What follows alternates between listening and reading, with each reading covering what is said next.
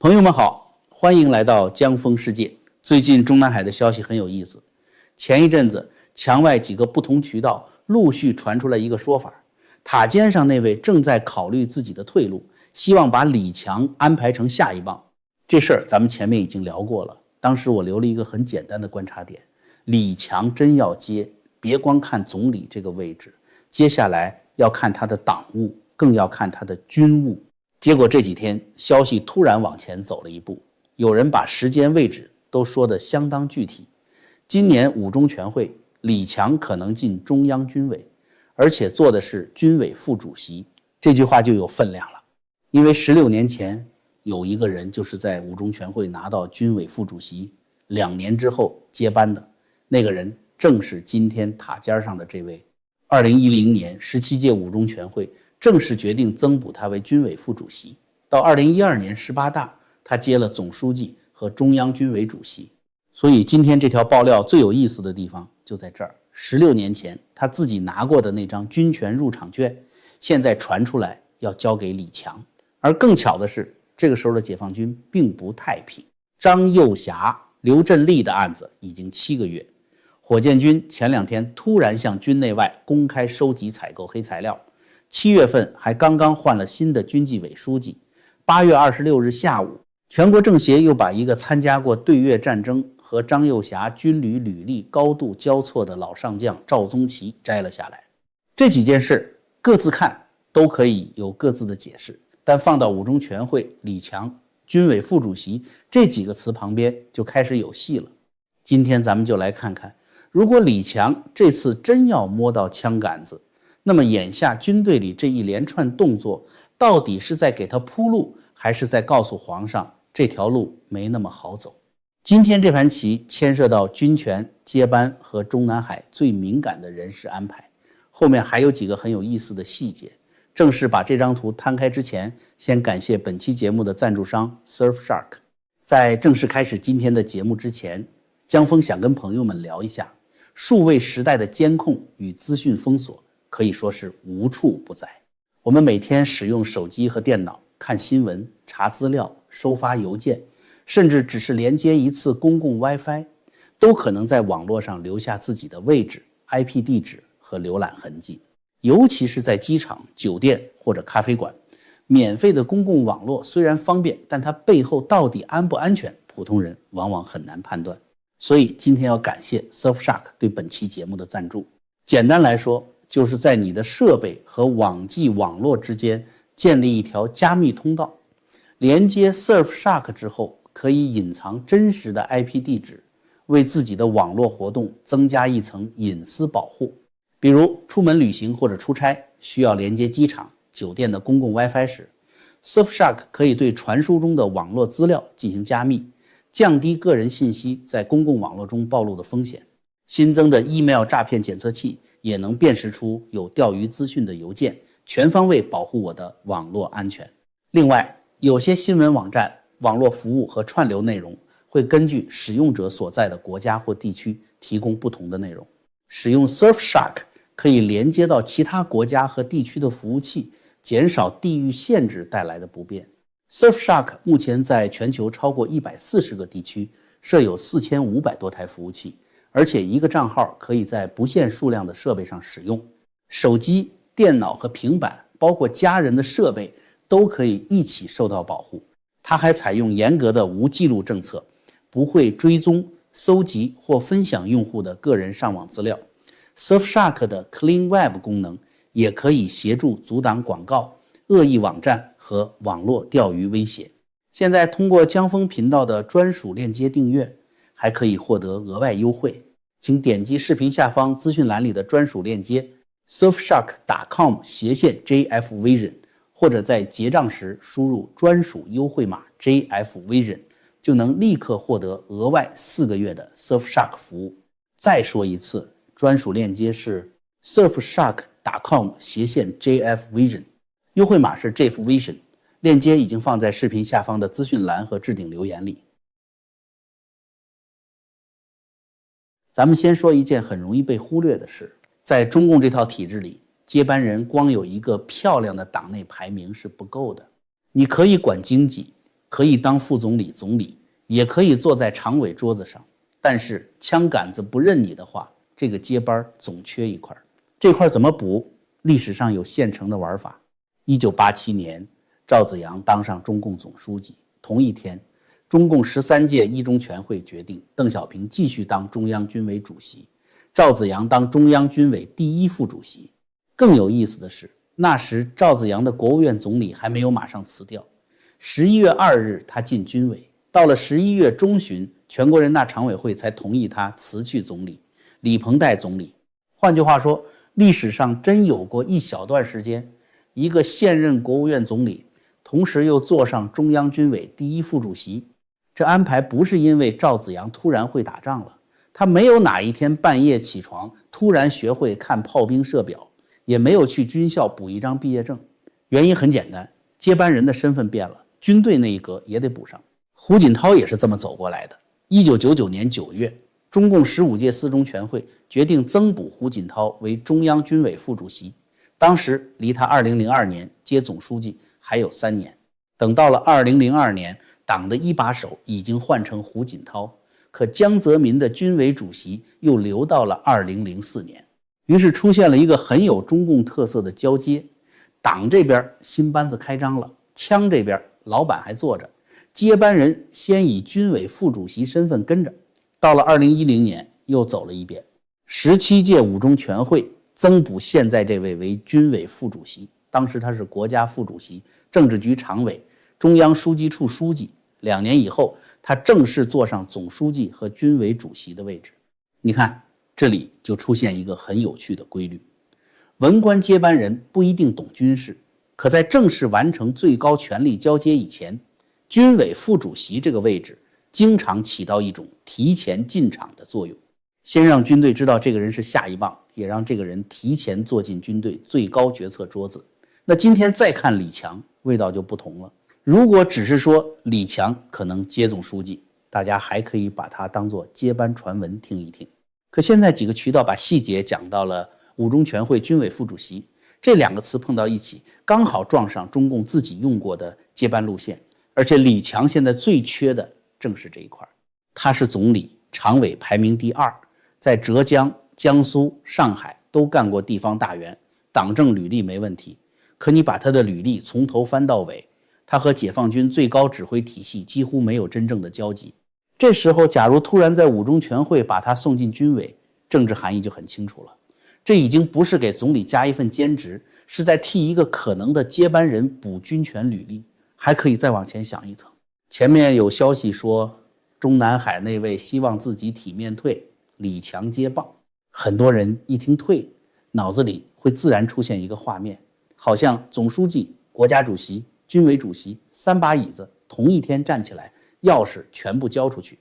中共历史上其实没这么整齐，党政军完全可以分开交。赵紫阳当总书记，邓小平还抓着军委，胡锦涛当了总书记，江泽民也留了2年军委主席。那么今天如果真有一个谈判中的交接方案，一种非常现成的办法就是李强先接党，或者先确定接班人地位，李强进军委当副主席，塔尖那位暂时还留着军委主席，甚至国家主席也可以继续做一段时间。这个玩法有一个好处，对准备退的人很友善，你位置让了一部分，可手还搭在枪杆子上，新接班人是你挑的，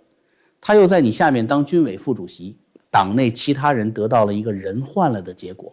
你自己也不用第2天一早就回家种菜。所以李强进军委这个爆料，如果五中全会真落地，他透露的可能不仅是谁接班，还会透露怎么交班。问题也正好出在这里，今天这支军队真有那么容易把一把椅子给李强腾出来吗？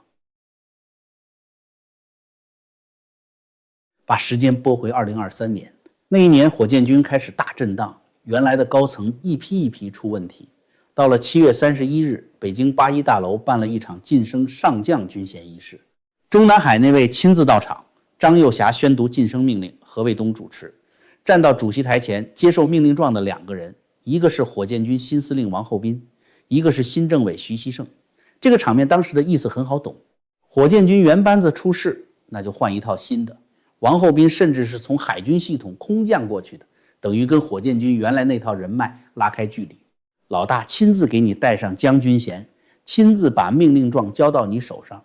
这已经是很高规格的政治背书。结果2年后，2025年10月17日，王厚斌又出现在另一张名单里。国防部官宣，何卫东、苗华、何鸿钧、王秀斌、林向阳、秦树同、袁华志、王厚斌、王春宁9名高级将领被处理。何卫东是军委副主席，苗华管过全军政治工作和高级人事，王厚斌就是2023年才被亲自扶进火箭军的那个新司令。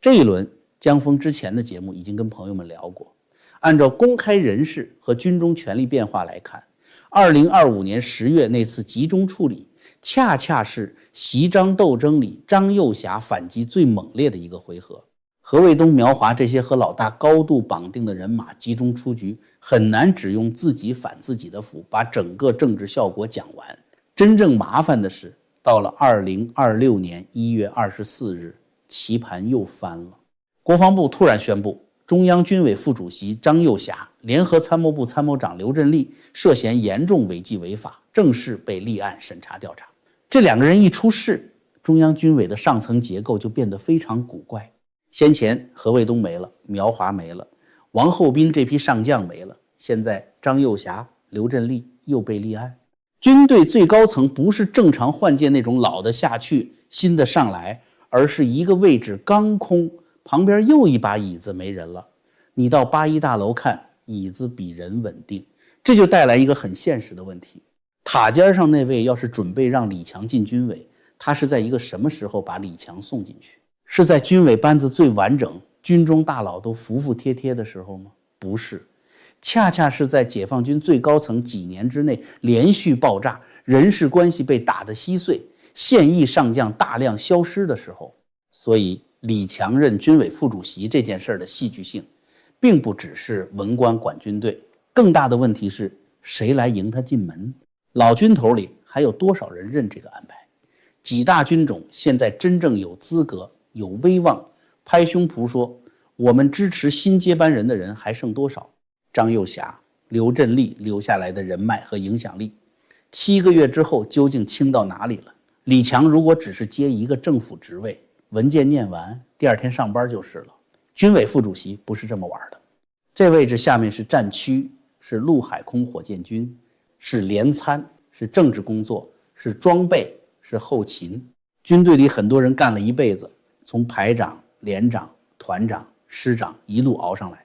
突然有一天，一个长期搞地方、搞经济的文官总理坐到他们头顶上，这种安排要能稳稳落地，靠的绝不只是一张任命书。也正因为这样，7月3日那场进衔仪式就值得重新看。那天81大楼又出现一位新上将张曙光，中南海那位亲自给他颁命令状，他的新职务是中央军委纪律检查委员会书记兼中央军委监察委员会主任。简单翻成人话，就是军队里现在拿着纪检这把刀的人。张曙光的履历也很有意思，他不是福建、浙江那种跟着老大从地方一路进北京的老班底，也没有陕西同乡这类传统政治标签。他的职业生涯很大一块就在军队纪检系统里。公开资料显示，他做过军委纪委、纪检监察局局长、北部战区空军纪委书记，后来当陆军纪委书记。张生民掌军委纪委时，张曙光就在这套系统里工作，两人的履历有长时间交集，所以7月份这个任命至少有一层意思看得很明白。军队经过前面这一连串大清洗，老大还是要重新找一个人来掌军纪这把刀。问题是刀刚换人1个多月以后，火箭军又开门收黑材料了。这就轮到今天最有趣的那份公告登场。8月24日，军队采购网发布了一份很短的公告，名字也很直白，关于征集火箭军部队违规采购问题的公告。这种文件看起来挺无聊，一般人刷手机看到采购、履约、耗材，手指一滑就过去了。可你把它打开看，内容挺有意思。他要查什么？物资服务要查，工程要查，副食品要查，药品耗材也要查，流程也铺得很开。需求编制、采购评审、合同履约、网上采购都在范围里。谁能提供材料？供应商可以，评审专家可以，招标代理可以，投标代理可以，军队内部跟项目有关的人也可以。举报窗口一直开到11月30日。火箭军是干什么的？洲际导弹、核力量，平时听起来都是大国重器，现在查采购，查到副食品、药品、耗材，连网上买东西都往里兜。说的俗一点，前几年查导弹，现在连食堂菜钱都欢迎你来交材料。这当然不表示火箭军买菜一定有什么惊天大案，真正有意思的是他把网撒得非常宽。军队里的人不说，你供货的说，供货的不说，评标专家说，专家不说，代理公司说。你和这个系统做过生意，手上有票据、有合同、有聊天、有投诉材料，都可能成为入口。所以这份公告到底是为了什么？我现在看至少有3种玩法，咱们都摆桌子上。第一种可能，老大自己还在洗，而且这一轮清洗跟五中全会的人事安排有关。这个解释从时间上是能接得上的。今年1月先抓张又侠、刘振立，7月初换军纪委书记，张曙光升上将。7月底政治局又专门学军队现代化，老大讲到了反腐和重大项目监管。8月24日火箭军采购举报窗口打开，你要把这几个点连成一条线，可以理解为军队整肃还没有结束。如果五中全会真有一个李强进军委的安排，那么这个解释就更有味道了。李强一个文官要进去，你得先知道桌子旁边坐的都是谁，哪些人可以留，哪些人将来可能跟新接班人叫板，哪些人嘴上喊拥护，下面却有自己的山头，哪些采购网、工程网、供应商网背后连着的是老火箭军、老装备部，还是某个已经被查的高级将领。把这些网再翻一遍，确实有可能兼具2个作用，查钱同时也查人。可第一种解释有一个挺尴尬的地方，火箭军已经洗过啊，2023年洗完，王厚斌就是新换进去的人，而且不是悄悄换的，是老大本人亲自给他颁上将命令状。2年后王厚斌也掉下去了。这说明什么？至少说明一件事，在火箭军这个系统里，换掉老班子并没有让北京从此高枕无忧。你今天说哪个是100%可靠的自己人，过2年那张照片可能就得重新裁。所以第二种可能就出来了，这把采购刀未必只是在替老大清理旧敌，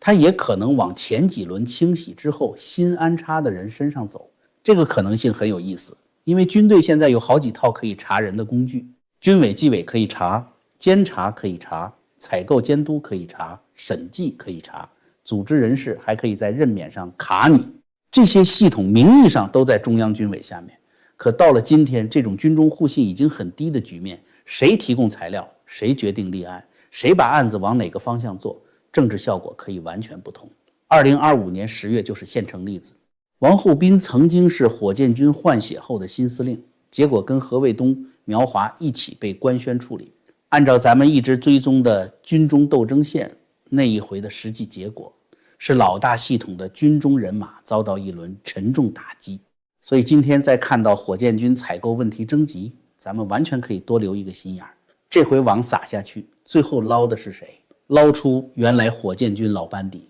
第一种解释加分，如果又捞出2023年之后换进去的新班子，事情就变了。那意味着火箭军的清洗不是一条直线，更像几股力量轮流拿同一套反腐工具互相拆台。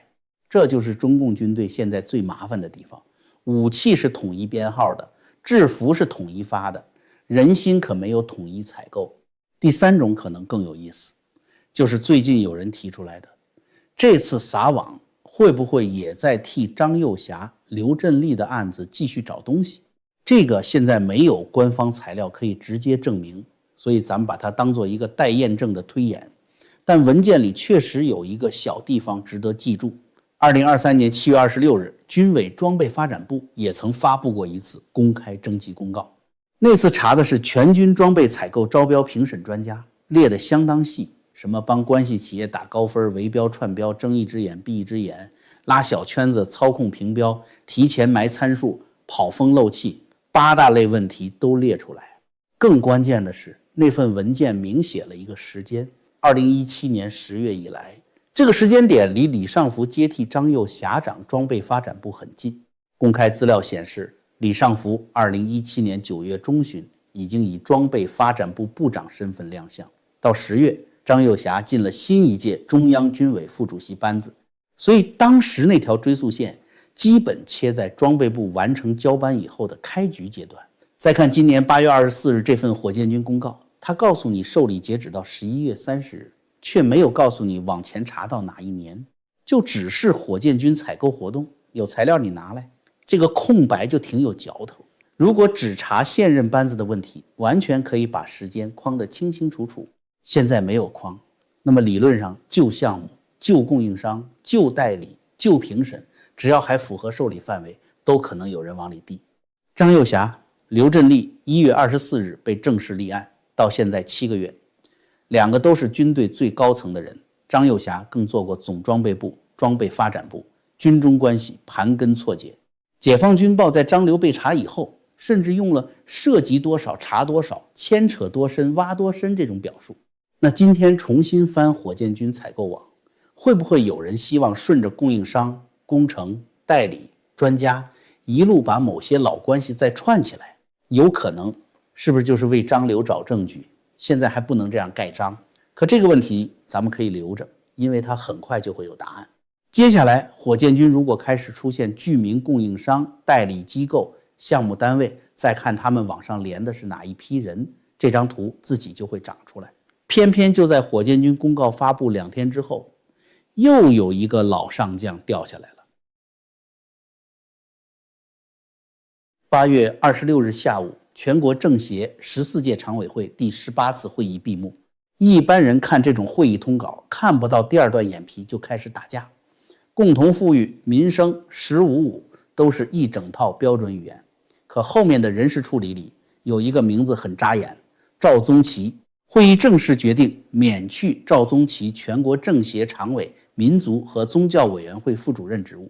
并撤销他的全国政协委员资格。官方没有在这份通报里讲他的案由，可赵宗祺这个人值得看。他1955年生，1970年入伍，早年就是14军40师118团的人，后来在西藏军区、重庆警备区、14集团军、13集团军一路干上来，最后当过济南军区司令员。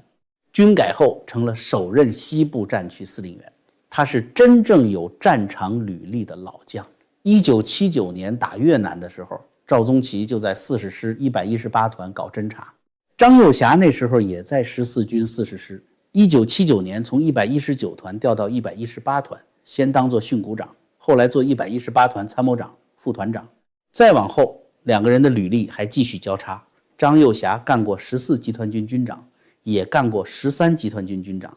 赵宗祺后来同样先后做过14集团军和13集团军军长的位置。虽然这不能拿来证明两个人今天还是一个政治山头，军队里同一个部队出身的人太多了，尤其这种干了一辈子的老将，履历有交集并不稀奇。可他政治上有没有观察价值？有，因为14军40师对越作战这一批人代表的是解放军里一代很特殊的实战军官，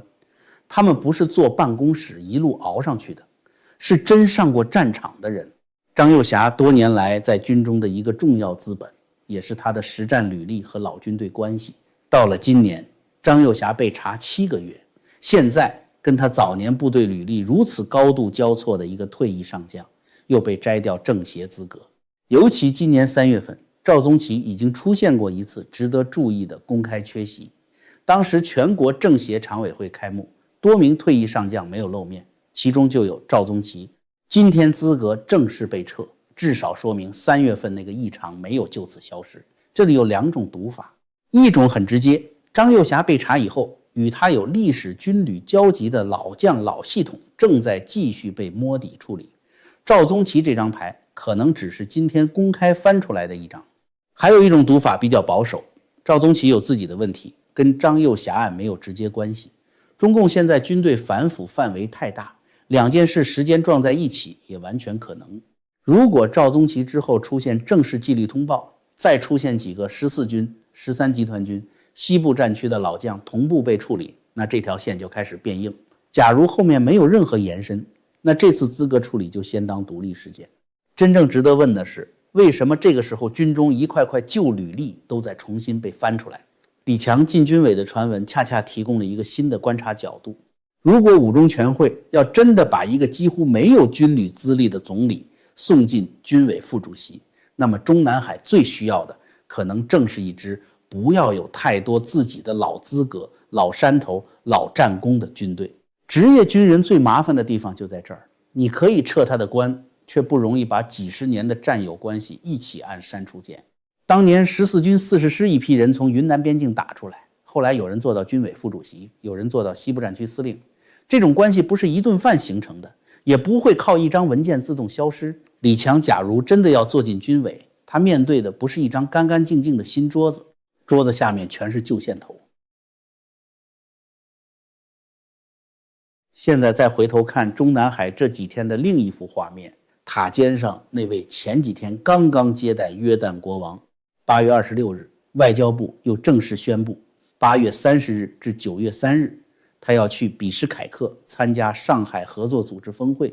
然后访问吉尔吉斯斯坦和埃及。所以今天有一个很有意思的问题，老大人还能飞，为什么接班消息反而越传越具体？早些时候的接班说法还停留在可能退，可能安排李强，现在慢慢出现了五中全会、军委副主席这种能直接被未来程序验证的细节。我觉得这正是这件事情最值得看的地方，因为出国访问和接班安排本来就不矛盾。国家主席出去开峰会，和外国元首握手，谈双边关系，签合作文件，这是国家对外代表的一套功能。中共内部怎么分党权、军权、人事权是另外一套游戏。一个政治人物还能出访，只能告诉你他还在公开履行这部分职能。至于北京里面谁掌组织，谁掌纪检，谁能决定中央委员和军委人事，那得看另外的东西。而且如果真存在一个提前安排接班的谈判，让塔尖上那位继续跑外交，反而很符合中共的做法。表面上的权力连续性保持着，国际社会看到的还是同一张脸，国内官僚系统也不至于突然一下全部换信号。真正敏感的东西可以慢慢来，先确定接班人，先把军委入口打开，再决定什么时候交总书记，什么时候交军委主席。江泽民到胡锦涛不就是这么教过的吗？假如李强真被选中，五中全会先把他送进军委副主席，后面再逐步处理党的职务。塔尖那位可以暂时保留军委主席，甚至国家主席，这样既对外维持稳定，又让李强开始进入接班程序。对老大来说，还有另外一层安全感。李强如果是自己指定的人，先在自己当军委主席的时候让他做副主席，等于接班人的军权入口也是自己给的。将来即使总书记让出去，军中还有一个过渡期，自己不至于一夜之间什么都没有。这种安排对李强也有好处，他不用突然从国务院大院一步跳到一支200多万人的军队头顶上，先以副主席身份进去，认人、开会、接触军委系统，慢慢建立一个接下来可能是他的政治预期。可问题也就在这里，这一切都要有一个前提，军队得让这个安排落地。所以咱们接下来真正该盯的，不用再去猜哪一个匿名电话讲的最神，五中全会本身就是一台验证器。李强如果突然开始出现在更高规格的军事活动里，这是一个信号。如果军队公开报道开始让他的名字跟国防、军民融合、军委系统产生新的固定联系，再记一笔。如果五中全会真的调整中央军委，那就直接看名单。张曙光也值得看，他现在已经接了军委纪委书记、军委监委主任，又升了上将，但这个职务跟正式中央军委委员还是两个概念。下一步他会不会补进军委，也能看出军中纪检这把刀究竟得到多大的正式权力。张又侠、刘振立这边也快到一个节点了，1月24日立案，到现在整整7个月。26号政协闭幕，刚刚摘了赵宗旗，而明天28号全国人大常委会也要闭幕，正式议程里正好有人事任免和代表资格报告。张又侠刘振立的名字会不会在人大名单里正式出现？